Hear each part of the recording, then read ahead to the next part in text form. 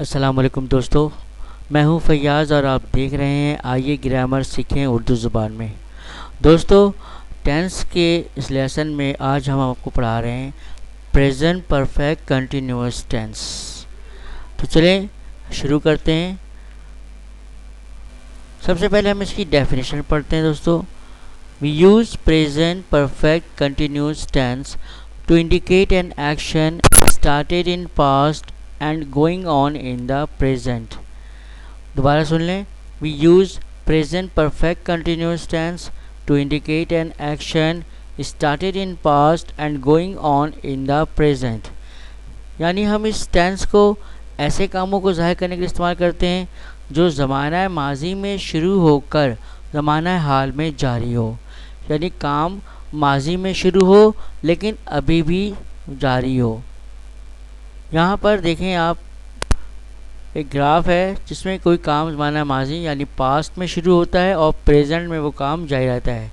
जैसे वो 2 बजे से क्रिकेट खेल रहा है। खेलने का अमल माजी में शुरू हुआ यानी 2 बजे शुरू हुआ और अभी भी खेल रहा है, वो खेलने का अमल अभी भी जारी है। इस तरीके से मैं इस स्कूल में 10 साल से पढ़ा रहा हूँ। पढ़ाने का अमल माजी में शुरू हुआ और अभी भी कंटिन्यू पढ़ा रहा हूँ, अभी छोड़ा नहीं है। इस तरीके से वो लोग 1 घंटे से दरिया में तैर रहे हैं। तैरने का अमल, तैरने का काम माजी में शुरू हुआ और अभी भी जारी है, यानी वो लोग अभी भी तैर रहे हैं। इस तरीके से सुबह से बारिश हो रही है। बारिश होने का अमल सुबह शुरू हुआ और अभी भी वो बारिश होने का अमल जारी है। दोस्तों, अब इसकी पहचान पढ़ लेते हैं। उर्दू जुमलों में इसकी पहचान ये है कि जुमलों के आखिर में रहा है, रही है, रहे हैं, रहा हूँ वगैरह होता है। अब आप कहेंगे सर ये रहा है, रही है वगैरह तो प्रेजेंट कंटिन्यूअस की टेंस की पहचान है। बिल्कुल ठीक कहा आपने। रहा है, रही है, रहे हैं वगैरह प्रेजेंट कंटिन्यूअस टेंस की भी पहचान है, मगर इन दोनों में फ़र्क ये है कि यहाँ पर यानी प्रेजेंट परफेक्ट कंटिन्यूअस टेंस में रहा है, रही है, रहे हैं के बाद टाइम का तयन होता है, यानी वक्त का तयन होता है, टाइम का जिक्र होता है। जैसे वो 2 बजे से क्रिकेट खेल रहा है। यहाँ पर जुमले के आखिर में आ रहा है रहा है, लेकिन उसके साथ वक्त का तयन भी है, यानी टाइम का जिक्र भी है 2 बजे से। लेकिन अगर जुमला इस तरह हो कि वो क्रिकेट खेल रहा है तो देखें दोस्तों, यहाँ पर रहा है तो आ रहा है लेकिन टाइम नहीं आ रहा है, लिहाजा ये प्रेजेंट कंटिन्यूअस टेंस का जुमला है। इस तरीके से ये जुमला देखें, वो लोग 1 घंटे से दरिया में तैर रहे हैं। दोस्तों, 1 घंटे से दरिया में तैर रहे हैं, यहाँ पे भी जुमलों के आखिर में रहे हैं आ रहा है, लेकिन इसके साथ एक टाइम का जिक्र है 1 घंटे से। लेकिन अगर ये जुमला इस तरह हो वो लोग दरिया में तैर रहे हैं, इसमें टाइम का जिक्र नहीं है, तो फिर ये प्रेजेंट कंटिन्यूअस टेंस का जुमला है। ठीक है दोस्तों, अब आगे चलते हैं। दोस्तों, इस टेंस की एक ख़ास बात यह है कि इस टेंस के जुमलों में सिंस या फॉर का इस्तेमाल किया जाता है। जी हाँ, चूँकि टाइम का जिक्र होता है तो टाइम का जिक्र करने के लिए सिंस या फॉर का इस्तेमाल किया जाता है। तो ये देखते हैं पहले हम कि सिंस को हम कहाँ कहाँ इस्तेमाल करते हैं, किन तरीक़ों से इस्तेमाल कर सकते हैं। Use of since point of time के लिए, यानी पॉइंट ऑफ टाइम के लिए हम सिंस का इस्तेमाल करते हैं। ठीक है, यानी इससे हमें ये पता चलता है कि when was the action started. When was the action started, काम कब शुरू हुआ। काम कब शुरू हुआ, यानी इसमें स्टार्टिंग पॉइंट ऑफ एक्शन का जिक्र होता है। हमें मालूम होता है स्टार्टिंग पॉइंट ऑफ एक्शन का हमें मालूम होता है। जैसे वो 2 बजे से क्रिकेट खेल रहा है। कब से खेल रहा है, सवाल करें कब से खेल रहा है। 2 बजे से, हमें काम कब शुरू हुआ इस बात का पता चल जाता है कि काम शुरू हुआ 2 बजे। ठीक है भाई, तो हमें पॉइंट का इल्म हो गया। इस तरीके से सुबह से बारिश हो रही है, कब से हो रही है बारिश? सुबह से। कब से बारिश हो रही है? सुबह से। तो हमें यहाँ पर स्टार्टिंग पॉइंट ऑफ एक्शन का इल्म होता है, यानी काम कब शुरू हुआ। उर्दू जुमलों में हम सिंस को इस्तेमाल करने के लिए कुछ अल्फाज याद रखते हैं, इनको देखें तो इसके मुताबिक आप सिंस का इस्तेमाल करें। उर्दू जुमलों में कुछ अल्फाज आसानी के लिए प्रोवाइड किए जा रहे हैं। जैसे अगर जुमले में आ जाए सुबह से, शाम से, रात से, दोपहर से, तो वहाँ पर आप सिंस का इस्तेमाल करें, यानी since morning, since evening, since night, since afternoon.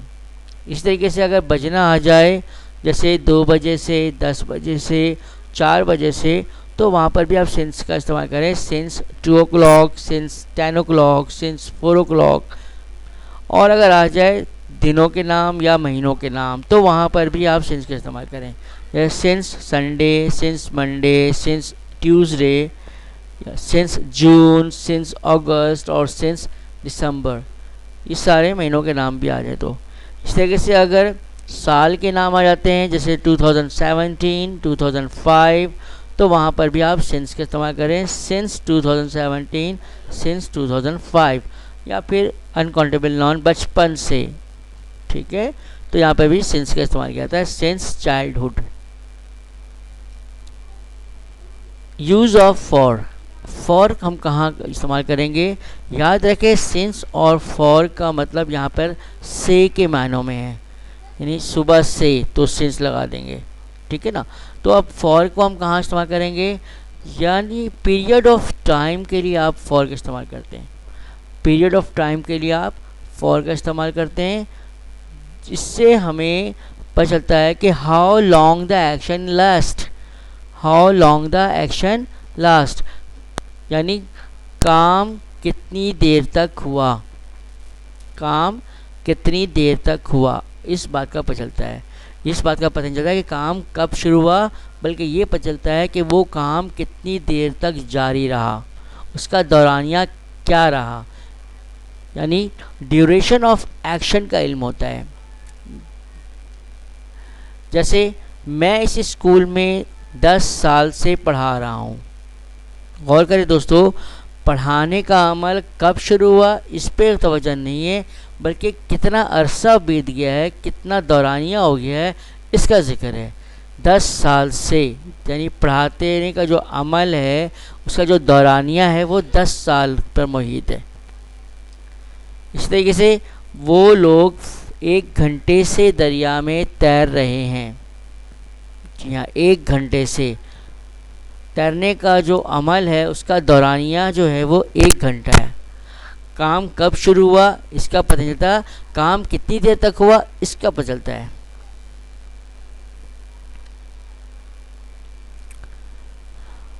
दोस्तों, सिंस की तरह फॉर में भी कुछ अल्फाज ऐसे हैं जिसको देखकर आप अंदाज़ा लगा सकते हैं कि ये यहाँ पर हम फॉर का इस्तेमाल करेंगे।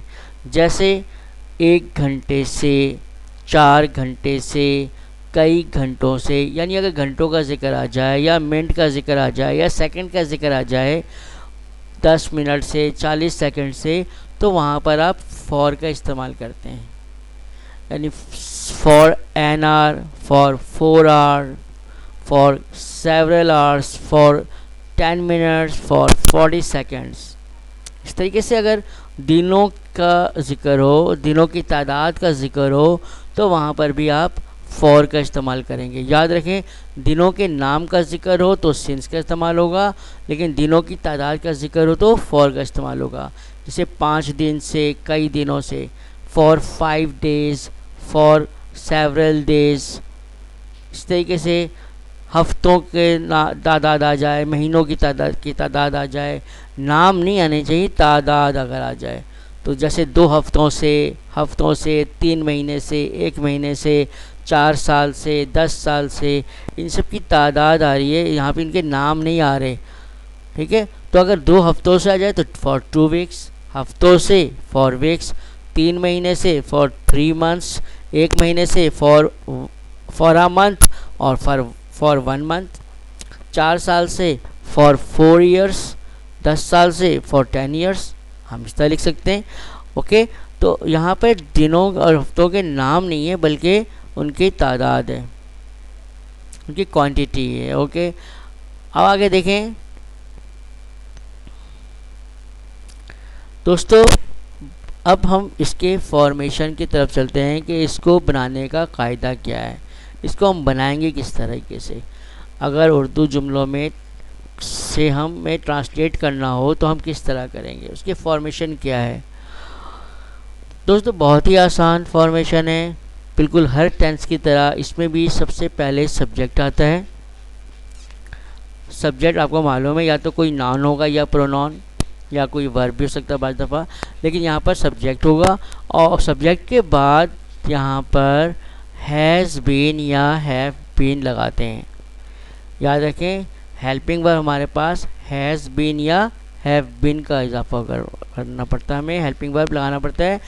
यानी अगर सब्जेक्ट ही, शी, इट या कोई सिंगुलर नॉन हो तो हैज़ बीन लगाएंगे, अगर आई, वी, यू, दे या प्लुरल नॉन हो तो हैव बीन लगाएंगे। और फिर उसके बाद वर्ब की प्रेजेंट पार्टिसिपल फॉर्म लगाते हैं, वर्ब की प्रेजेंट पार्टिसिपल फॉर्म लगाते हैं। जैसे आपको मालूम है, प्रेजेंट पार्टिसिपल को फोर्थ फॉर्म भी कहते हैं। और फिर ऑब्जेक्ट, जी हाँ दोस्तों, उसकी और फिर ऑब्जेक्ट, और उसके बाद सिंस या फॉर का इस्तेमाल किया जाता है। ऑब्जेक्ट के बाद सिंस या फॉर का इस्तेमाल किया जाता है। अगर ऑब्जेक्ट है तो उसके बाद लगाएंगे, ऑब्जेक्ट नहीं होगा तो वर्ब के बाद लगाएंगे। तो सिंस या फॉर का इस्तेमाल किया जाएगा, और उसके बाद फिर वक्त का जो भी टाइम दिया हो वो टाइम को मेंशन करते हैं। जैसे सब्जेक्ट ही सब्जेक्ट ही के साथ हम हैज़ बीन लगाएंगे या हैव बीन। जी हाँ, हम ही के साथ हैज़ बीन लगाते हैं, ही, शी, इट के साथ हैज़ बीन लगाते हैं। सो ही हैज़ बीन, उसके बाद प्रेजेंट पार्टिसिपल फॉर्म यानी fourth form ING form, playing, he has been playing, और फिर object cricket, he has been playing cricket. Object के बाद सिंस या फॉर का इस्तेमाल, यहाँ पर हम सिंस का इस्तेमाल करेंगे क्योंकि टाइम है 2 o'clock। टाइम क्या है? 2 o'clock। तो 2 o'clock से पहले सिंस का इस्तेमाल करते हैं, फॉर का नहीं। तो he has been playing cricket since 2 o'clock। मैं इस स्कूल में 10 साल से पढ़ा रहा हूँ। मैं इस स्कूल में 10 साल से पढ़ा रहा हूँ। दोस्तों बहुत ही आसान है बना। सबसे पहले इसमें आप सब्जेक्ट लिखें। सब्जेक्ट यहाँ पर है मैं यानी आई। उसके बाद वर्ब है have been. I have been teaching in this school for 10 years। दोस्तों यहाँ पर फॉर 10 years लिखेंगे क्योंकि 10 साल लिखा है। आपको बताया है हमने कि 10 years, 2 years, 5 years हो तो वहाँ पे हम फॉर का इजाफा करते, फॉर लगाते हैं सिंस नहीं। So I have been teaching in this school for 10 years। वो लोग 1 घंटे से दरिया में तैर रहे हैं या नहा रहे हैं, सॉरी, वो लोग 1 घंटे से दरिया में नहा रहे हैं। यहाँ देख लें, नहा रहे हैं। They have been bathing in the river for an hour। They have been bathing in the river for an hour। घंटा है लिहाजा फॉर लगाया। अब आगे देखें, वो 2 बजे से क्रिकेट खेल रहा है। 2 बजे से पॉइंट ऑफ टाइम है, लिहाजा वो 2 बजे से क्रिकेट खेल रहा है। कब से खेल रहा है? 2 बजे से, लिहाजा आप यहाँ पे बनाएंगे he has been playing cricket since 2 o'clock।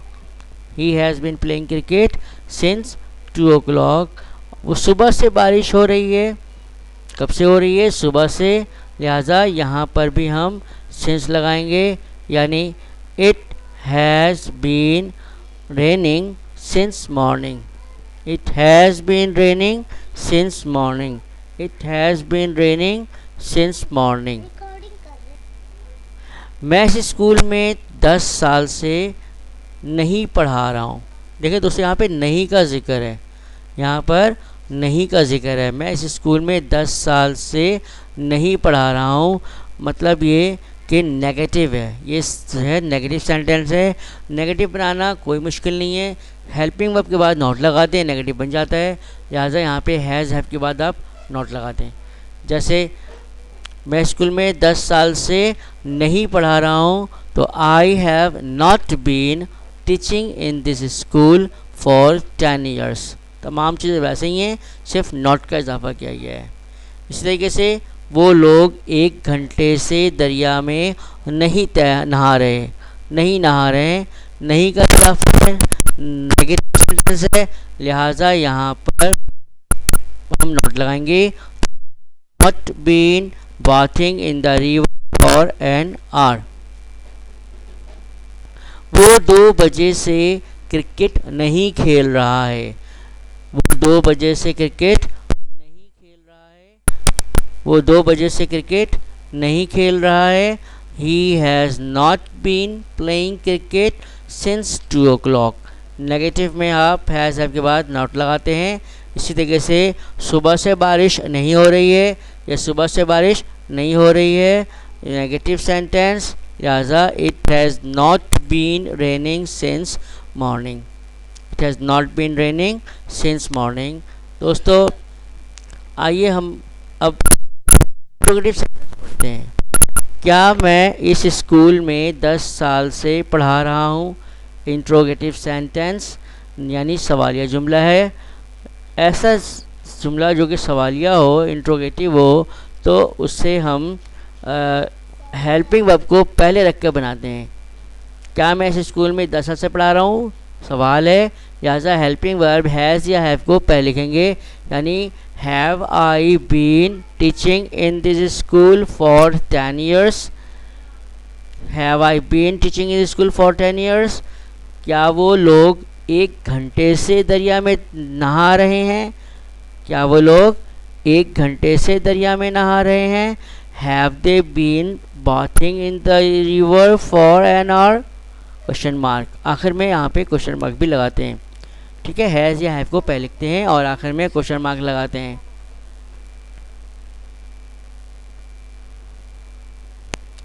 क्या वो 2 बजे से क्रिकेट खेल रहा है? क्या वो 2 बजे से क्रिकेट खेल रहा है? Question mark. Has he been playing cricket since 2 o'clock? Has he been playing cricket since 2 o'clock? क्या सुबह से बारिश हो रही है? क्या सुबह से बारिश हो रही है? क्वेश्चन, सवाल है ये। Has it been raining since morning?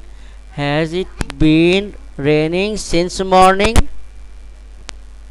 दोस्तों, उम्मीद है प्रेजेंट परफेक्ट कंटिन्यूअस टेंस आपको कुछ ना कुछ समझ आ गया है। उम्मीद है आप समझ चुके होंगे कि प्रेजेंट परफेक्ट कंटिन्यूअस टेंस को हम कैसे बनाएंगे। और अगर आप समझ चुके हैं तो इस वर्कशीट को सॉल्व करें, और अगर नहीं समझा तो वीडियो को दोबारा देखकर आप समझने की कोशिश करें, और अगर समझ चुके तो इस वर्कशीट को आप सॉल्व करें। जी हाँ, ट्रांसलेट इनटू इंग्लिश। इंग्लिश में इनको ट्रांसलेट करें आप। मेरा भाई बचपन से मोटरसाइकिल चला रहा है। मेरा भाई बचपन से मोटरसाइकिल चला रहा है। मैं शाम 5 बजे से तुम्हारा इंतज़ार कर रहा हूँ। मैं शाम 5 बजे से तुम्हारा इंतज़ार कर रहा हूँ। माज 2 घंटे से तिलावत कर रहा है। मैं इस स्कूल में पिछले 5 साल से पढ़ रहा हूँ और वो पीर से बुखार में मुब्तला है। ये जुमले हैं, इनको आप इंग्लिश में ट्रांसलेट करें। अगर कोई प्रॉब्लम हो तो कमेंट्स में लिखें, और या फिर हमसे आप रब्ता करें। इस तरीके से worksheet number 2 translate into Urdu, इनको उर्दू में ट्रांसलेट करें आप। I have been reading since morning, बहुत ही आसान है। I have been reading since morning. The teacher has been giving the lecture for 20 minutes. The teacher has been giving the lecture for 20 minutes. Mother has been cooking food since 8 o'clock. You have been absent for several days. It has been blowing since evening. Thank you for watching. Thank you for watching. I am Fayaz. Allah Hafiz.